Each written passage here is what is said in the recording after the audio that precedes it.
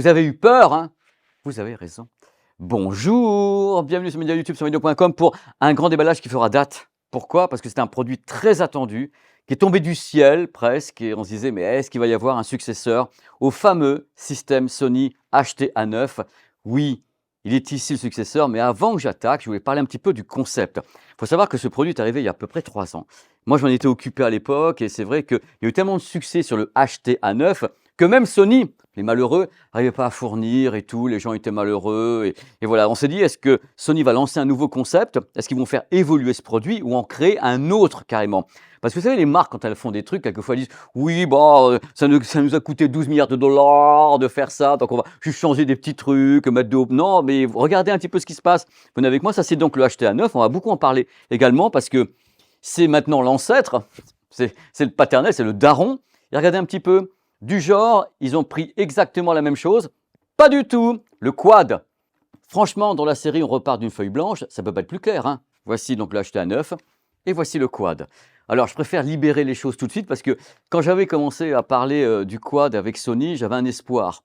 L'espoir était tout simple, c'est que ça ne coûte pas plus cher que déjà ce qui coûtait cher, que j'ai pas peur de dire que ça coûtait cher. Donc, c'est déjà un truc qui coûtait à peu près 2000 €, je crois. Il baisse maintenant parce que le quad. Et là, je me suis dit, ils vont pas essayer de monter le prix et tout. 2700. Mais voilà, bonne année, messieurs, dames. Vous allez savoir pourquoi ça coûte aussi cher que ça.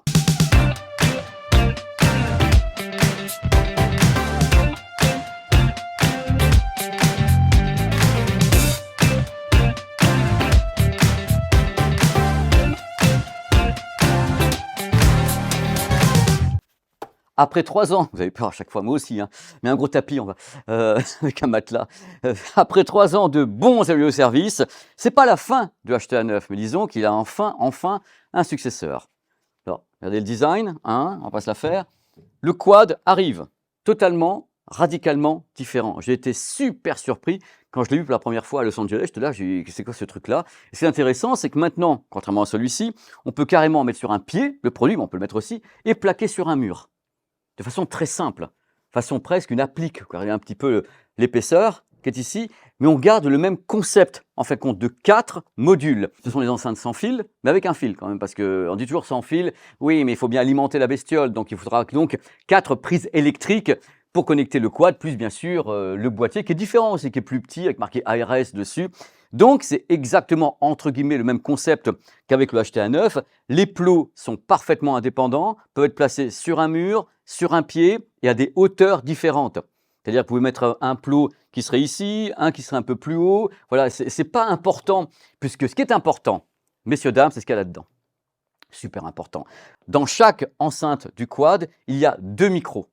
Chaque module a 2 micros. Quand vous mettez tout ça en route, il va y avoir un mapping dans la pièce. C'est-à-dire, dans ce cas-là, ce qui se passe, c'est que le système va essayer de savoir où il est. Oh, je suis où? C'est grand, c'est petit. Oh là là!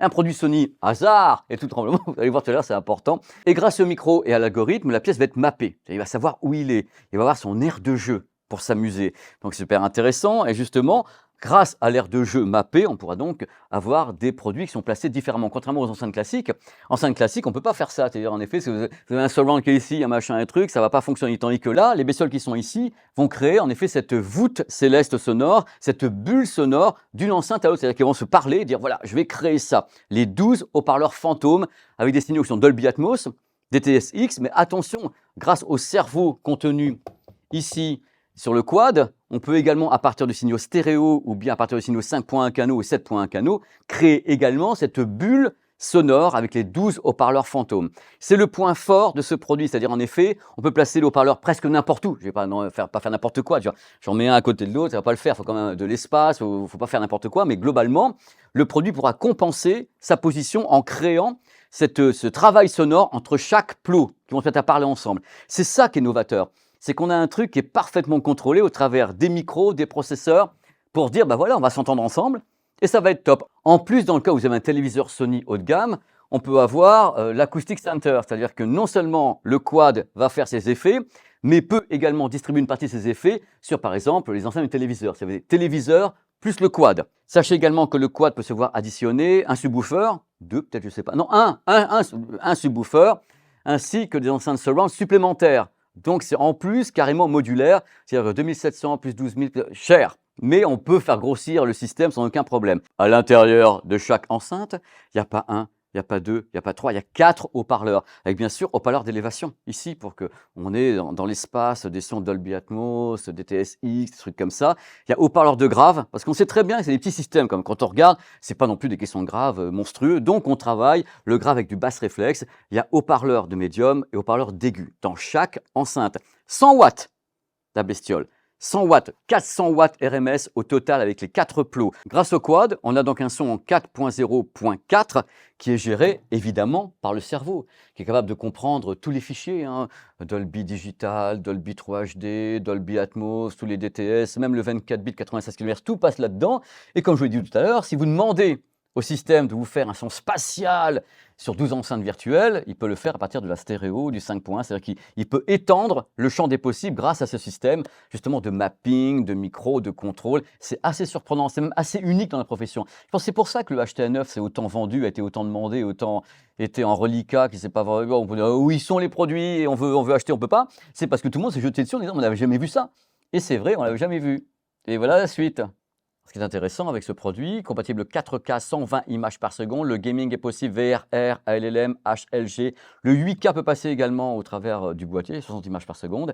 Donc voilà, c'est un petit boîtier sympa, qui en même temps est Chromecast, AirPlay 2, bref, c'est vraiment un produit extrêmement pratique. Comme je vous l'ai dit tout à l'heure, quand on connecte ce boîtier à un téléviseur Sony récent haut de gamme, en effet, les produits se parlent entre eux. Ils se parlent en disant peut-être moi je vais faire les dialogues, toi tu vas faire le reste, parce que le truc important, justement je demandais à Nicolas de faire un plan arrière.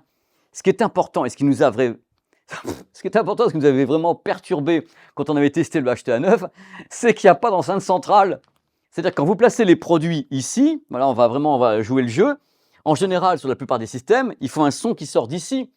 Même au cinéma, vous avez derrière l'écran acoustiquement transparent, vous avez des haut-parleurs derrière l'écran. Là, on a un système qui va recréer l'enceinte centrale ici, c'est-à-dire qu'il va travailler pour placer une voix sur un truc qui n'existe pas. Tout est fantôme, c'est la menace fantôme, ce truc, il crée tout, et c'est là justement qu'est la difficulté, et en même temps l'exploit technique.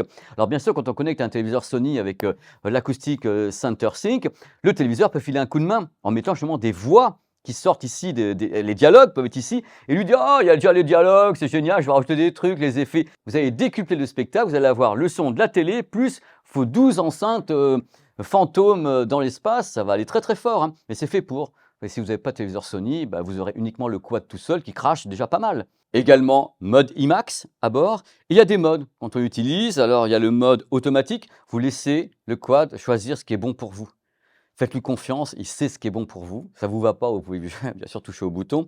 Un mode musique, vous y allez franco, il peut faire de la stéréo aussi. Un mode musique. Un mode cinéma, laissez-le vous tabasser la tête, c'est merveilleux. Et standard, du genre n'y va pas trop, sinon ça ne va pas aller. Vous avez un mode nuit pour éviter de réveiller les voisins ou vos enfants. Vous avez un mode vocal important justement quand on n'a pas le téléviseur avec les dialogues, pour monter les dialogues au milieu de tout ce qui se passe. Et vous avez un mode Immersive Audio Enhancer, justement ce mode qui va de travailler les signaux qui ne sont justement pas des signaux Dolby Atmos ou DTS:X. Il va prendre ça, il va faire un gloobie-boulga, il va tout mettre dans l'espace et vous allez en avoir partout, même avec un concert en stéréo. Bonne chance. Bluetooth à bord, et comme c'est Sony, c'est Bluetooth compatible LDAC. Donc voilà, vous pouvez avoir des fichiers de haute qualité comme ça balancés de tous les côtés. Alors le truc important, c'est bien sûr le produit peut être utilisé en stéréo avec des signaux 24 bits. Hein. Lui, il est compatible, vous savez, c'est Sony. Les Japonais, ils sont très 24 bits, iRes et autres, il y a tout ça à bord. C'est pour ça que vous avez le LDAC au niveau justement du Bluetooth. Vous voyez un petit peu le monstre que c'est. Regardez un petit peu, le cerveau est ici et le reste, les enfants sont autour. Donc c'est plutôt génial. Je vais faire encore un plan large parce que je trouve que le produit est vraiment intéressant et tellement disruptif. Rendez-vous compte, c'est rare qu'une marque qui balance ça, dise voilà, on a créé ça, avec machin, et qu'après, une marque se pointe avec un truc qui n'a rien à voir. En général, les marques sont quelquefois un petit peu paresseuses, c'est-à-dire voilà, on garde le même design, le même concept. Non, là, ils ont vraiment tout changé. Je pense qu'ils ont écouté les gens qui disent bah, je préfère les avoir comme des panneaux à l'arrière, des trucs comme ça. Tandis que quand vous avez le plot qui débarque comme ça, là, chez vous, c'est un petit peu moins esthétique quand vous le mettez contre un mur. Là, ça fait presque une applique. Ne mettez rien devant, hein, parce que le son, il sort par là. Commencez pas à nous balancer la photo voilà, de vous à Ibiza. Non, faites pas ça. Faites pas. C'est quand même 2 700 €. C'est pas pour ruiner les effets. Hein. Donc voilà, mais moi, j'aime beaucoup. Excusez-moi, j'aime beaucoup le quad.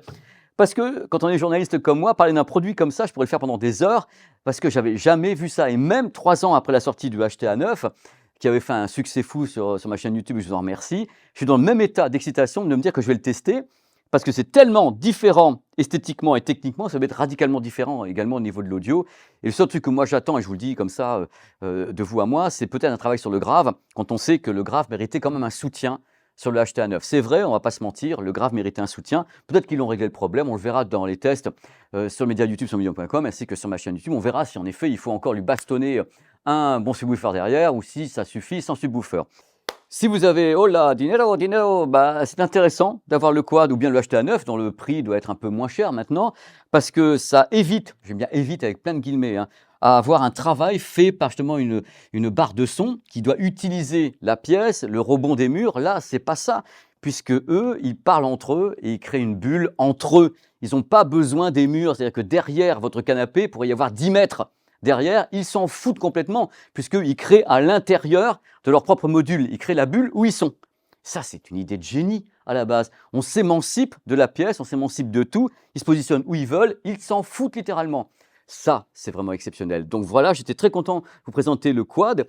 Le pire dans cette vidéo, c'est le tarif, hein, parce que 2 700 €, c'est quand même une somme. Ils ont encore poussé le bouchon un petit peu loin. Il doit y avoir des raisons techniques qu'on verra dans les tests, mais c'est étonnant. Je suis très content d'avoir fait ce grand déballage. On n'a rien à grand déballer d'ailleurs, hein, parce que c'était déjà tout prêt. Bon, le modèle numéro 1, le modèle numéro 2. Non, on n'allait pas vous faire ça, donc tout était prêt quand on est arrivé. Et pouvoir vous montrer comme ça un petit peu la différence entre les deux, ça vous donne une idée de la progression technique d'une marque sur un produit phare comme ça. Donc j'ai hâte d'avoir le Quad 2, qui sera peut-être un grand tube en verre avec un truc radiant, je sais pas, tout est possible. Allez, à bientôt, hein, et portez-vous bien surtout. À bientôt.